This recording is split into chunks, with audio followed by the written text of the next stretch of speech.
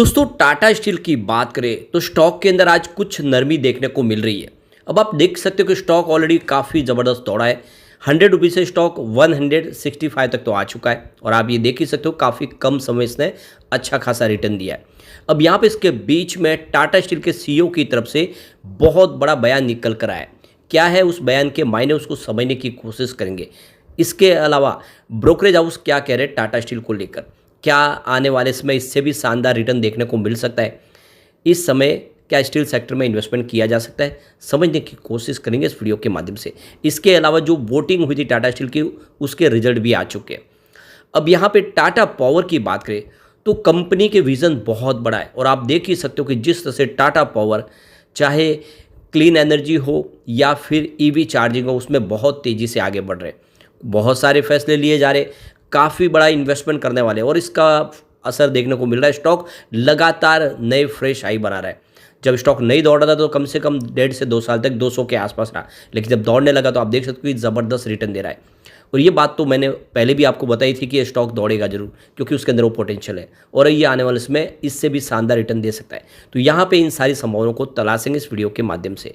लेकिन फ्रेंड, उससे पहले अगर आप पहली बार हमारे चैनल पे आए तो चैनल को सब्सक्राइब कर दीजिए, एक बेल आइकॉन दबा दीजिए ताकि जब भी नया वीडियो बने पहला नोटिफिकेशन आपको मिले। वीडियो पसंद आए तो लाइक से जरूर कीजिए। चलो फ्रेंड्स, वीडियो स्टार्ट करते हैं। मैं हूँ आपका दोस्त SB दवे और हमारे अपने चैनल ऑनलाइन कमाई में आपका बहुत बहुत स्वागत है। तो अभी लगभग 11:30 के आसपास का टाइम है। टाटा स्टील की बात करें, स्टॉक की शुरुआत तो पॉजिटिव हुई 168 पर, क्लोजिंग कल की 167 के आसपास थी, लेकिन ऊपर के लेवल से यहाँ पे देखो कि प्रॉफिट बुकिंग का माहौल बनने लगा और स्टॉक थोड़ा नीचे आया। इस समय 165 के आसपास ट्रेड कर रहा है, यानी अपने निचले लेवल की तरफ है। दिन के 1.02% की गिरावट है। हो सकता है थोड़ी गिरावट और बड़ी, अगर बाजार ने साथ दिया तब तो तेज़ी बन सकती है, वरना फिर गिरावट का माहौल बन सकता है। वैसे पिछले 6 महीनों में स्टॉक ने काफ़ी शानदार रिटर्न दिया, करीब 40% का ज़बरदस्त रिटर्न दिया है। 116 के आसपास स्टॉक था 1 नवंबर 2023 को। तो आप देख ही सकते हो कि स्टॉक ने अब दौड़ना शुरू किया है। अब इसके बीच में जो बड़ी अपडेट निकल के आ रही है, टाटा स्टील के CEO टीवी नरेंद्र की तरफ से बड़ा बयान निकल कर आया है और उनका कहना है कि जो लगातार स्टील का इंपोर्ट किया जा रहा है वो एक चिंताजनक बात है इस सेक्टर के लिए। उनका कहना है कि लंबे समय तक यही स्थिति बनी रही तो ये दुख की बात हो सकती है। तो देख सकते हो कि पिछले शुक्रवार को स्टॉक ने 170 के स्तर को छुआ है और यह 52 वीक का एक फ्रेश हाई है। तो ऊपर के लेवल से प्रॉफिट बुकिंग देखने को मिल रही है, लेकिन आप देख ही सकते हो काफ़ी शानदार प्रदर्शन किया है स्टॉक ने। तो यहाँ पे जो CEO टीवी नरेंद्र का जो बयान निकल कर आया है कि स्टील का इंपोर्ट लगातार जारी है और वो बहुत उसमें वृद्धि हो रही है और ये स्थिति को लेकर हमें सतर्क रहने की ज़रूरत है। ये स्थिति बहुत समय तक लंबी रह जाएगी तो फिर तकलीफ हो सकती है हमारे सेक्टर को। हमें आयात को लेकर सतर्क रहना होगा और यह अनुचित आयात, यानी एक लिमिट से ज़्यादा इंपोर्ट किया जा रहा है, इतना इंपोर्ट नहीं करना चाहिए। सरकार को इस मामले को देखना चाहिए और भारत में स्टील का जो इस समय इंपोर्ट है वो 38% की उछाल के साथ 83.19 लाख टन पर पहुंच गया। ये सबसे बड़ी गंभीर चिंताजनक बात है, क्योंकि ऑलरेडी हमारे इंडिया में बहुत सारे स्टील निर्माता कंपनी है, JSW, टाटा स्टील, जो काम कर रहे हैं और ऐसे में अगर स्टील पूरा सारा इंपोर्ट होगा तो इन कंपनियों के रेवेन्यू में बहुत बड़ा असर निगेटिव पड़ेगा। टाटा स्टील के CEO का कहना है कि इस साल स्टील की जो आप देखें तो कंजम्पशन है वो 10% की वृद्धि दिखा सकती है और स्टील उत्पादन में चीन सहित कुछ देश के जो चीन से जो इंपोर्ट बढ़ रहा है वो हमारे लिए चिंता का विषय है और सरकार को इसमें अपनी तरफ से इंटरफेयर करना चाहिए और इस मामले को देखना चाहिए। घरेलू कंपनियां भी आयात पर अंकुश लगाने और कई देश के और दूसरे जो फ्री ट्रेड एग्रीमेंट की समीक्षा भी की मांग भी कर रहे हैं और कहा जा रहा है कि कुछ और रास्ते निकाले जाए सरकार की तरफ से ताकि ये जो ज़्यादा से ज़्यादा इंपोर्टर है उसको थोड़ा सा रोका जाए। वैसे टीवी नरेंद्र की तरफ से कहा गया कि जो फ्री ट्रेड एग्रीमेंट है उसकी समीक्षा करना बड़ा आसान काम तो नहीं होगा, लेकिन सरकार को इसके लिए तय करना होगा। तो बिग मिंट के आंकड़ों के अनुसार जो क्रूड स्टील है इंडिया का वो 2022-23 में 12.6 करोड़ टन से लगभग 14% की वृद्धि के साथ 2023-24 में 14.4 करोड़ टन तक पहुंच गया है। तो कुल मिला के अगर इंपोर्ट लगातार जारी रहा तो इस सेक्टर की कंपनियों को नुकसान हो सकता है, इसके लिए उन्होंने आगाह किया है। अब यहाँ पे देखो कि टाटा स्टील ने अपनी बोर्ड की और शेयर होल्डर की मीटिंग बुलाई थी, जिसमें कुछ बड़े फैसले लिए गए थे, जिसके लिए वोटिंग राइट का इस्तेमाल करना है, जिसमें मटेरियल रिलेटेड पार्टी ट्रांजैक्शन के अलग अलग जो सारे फैसले थे बहुत सारे, उसके ऊपर शेयर होल्डर की रजामंदी ली गई है और अब उसका रिजल्ट आ चुका है। ये सारी जो डिटेल बहुत लंबी है, इसको आगे हमने देख सकते हो कि ऑलरेडी स्क्रीन पे आपको दिखाई दे रही है, आप उसको जाके चेक कर सकते हैं। अब आप देख सकते हो कि ये जो डेट जो शुरू हुई थी पोस्टल बैलेट के लिए, जो नोटिस आया था वो 20 मार्च को था और कट ऑफ डेट इसकी थी फ्राइडे 22 मार्च की, और वोटिंग स्टार्ट हुआ था आप देख सकते हो कि यहाँ पे 29 मार्च सुबह 9 बजे से, और जो ख़त्म हुआ है वो 27 अप्रैल 2024 को अंतिम जो है ख़त्म हुई है वोटिंग लाइन। अब यहाँ पे देखो कि प्रभुदास लीलाधर ने इसके टारगेट को बढ़ा दिया है। तो जो पहले टारगेट था 170 का, उसको बढ़ा के 177 कर दिया है। तो कुल मिला के प्रभुदास लीलाधर इसको बुलिश है इस समय स्टॉक को लेकर, और उन्होंने टारगेट बढ़ाया। वैसे 164 का आपको स्टॉप लॉस लगा के इसमें खरीदारी करनी चाहिए। और ये जो इसके टेक्निकल इंडिकेटर है वो भी काफ़ी बुलिश है। लॉन्ग टर्म के लिए अगर आप इसको होल्ड करते हो तो सिग्नल बुलिश ही है, और अगर आप शॉर्ट टर्म के लिए खरीदना चाहते हैं तब भी आपको यहाँ पे सिग्नल बुलिश दिखाई दे रहा है, तो आपको निवेश करना चाहिए टाटा स्टील में।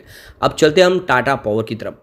तो इस समय स्टॉक 453 के आसपास ट्रेड कर रहा है, 1.14% की तेजी देखने को मिले। स्टॉक काफ़ी मजबूत है और लगातार नए हाई बना रहा है, काफ़ी अच्छा प्रदर्शन कर रहा है।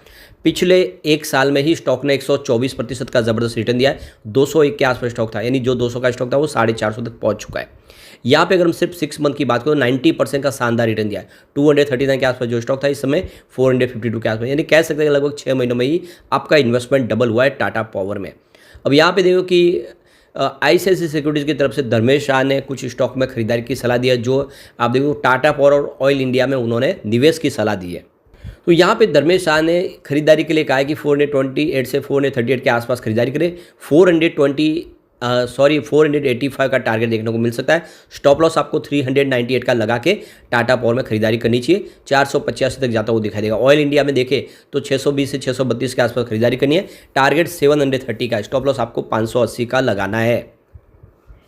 अब देख सकते हो कि 8 मई को Q4 का रिजल्ट डिक्लेयर करेगी टाटा पावर। उसके पहले ब्रोकेज हाउस बुलिश है पावर सेक्टर को लेकर, उन्होंने टाटा पावर में खरीदारी की सलाह दी है। तो यहाँ पे ICICI डायरेक्ट ने 3 महीने के लिहाज से स्टॉक में खरीदारी की सलाह दी है। 422 से 432 के रेंज में आपको खरीदना है। 485 का टारगेट देखने को मिलेगा। 398 का स्टॉप लॉस लगा लेना है। तो कुल मिला के देख सकते हो काफ़ी अच्छे टारगेट निकल के आ रहे हैं। 11 से 12% का रिटर्न देखने को मिल सकता है आने वाले, आप देख सकते हो 2 से 3 महीनों में। अब बाद में बीते सप्ताह ही इन्होंने जूनिपर ग्रीन एनर्जी के साथ में 85 मेगावाट का एक हाइब्रिड पावर प्रोजेक्ट डेवलप करने का एग्रीमेंट किया है। ये विंड सोलर प्रोजेक्ट 23 अप्रैल को सोलर रूफटॉप स्कीम के तहत रेसिडेंट कंज्यूमर के लिए लोन की सुविधा उपलब्ध करने के लिए इंडियन बैंक के साथ भी इन्होंने पार्टनरशिप की है। साथ में क्रिसिल ने रेटिंग को अपग्रेड किया। क्रिसिल ने AA+ की रेटिंग दी है, स्टेबल आउटलुक रखा है, तो रेटिंग भी अच्छी बढ़ रही है। और साथ में ब्रोकेज हाउस बहुत ज़्यादा बुलिश है टाटा पावर को लेकर। ऐसे में आपको इसमें खरीदारी करनी चाहिए। टाटा पावर की इंस्टॉल कैपेसिटी देखें तो 1407 मेगावाट की है, और कंपनी का प्रेजेंस पावर सेगमेंट के सभी चेन, जनरेशन, ट्रांसमिशन, डिस्ट्रीब्यूशन में बिजनेस है। कंपनी रिन्यूएबल एनर्जी और थर्मल पावर दोनों में ही कैटेगरी में काम करती है। गुजरात के मुंद्रा में भारत का पहला ultra mega power project develop भी किया कंपनी ने। सुपर क्रिटिकल टेक्नोलॉजी के ऊपर ये आधारित है। कंपनी का 40% power generation clean energy, solar, wind और हाइड्रो प्रोजेक्ट के माध्यम से होता है, और कंपनी में 12.4 मिलियन कंज्यूमर को पावर सप्लाई करती है। तो कुल मिला के मजबूत स्थिति में है टाटा पावर।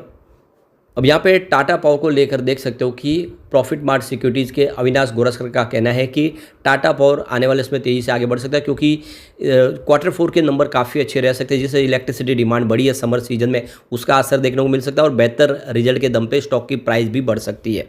दूसरी तरफ टाटा पावर को लेकर आनंद राठी के गणेश डोंगरे की तरफ से इसमें खरीदारी की सलाह दी है, और आप देख सकते हो कि उन्होंने इसके शानदार टारगेट दिए। आप ये समझ सकते हो कि फ्रेश ब्रेकआउट दिया 443 का, और एक स्ट्रॉन्ग जो सपोर्ट बना है 425 के आसपास है। आने वाले इसमें 460 और 470 के जोन में जाता हुआ स्टॉक दिखाई देगा।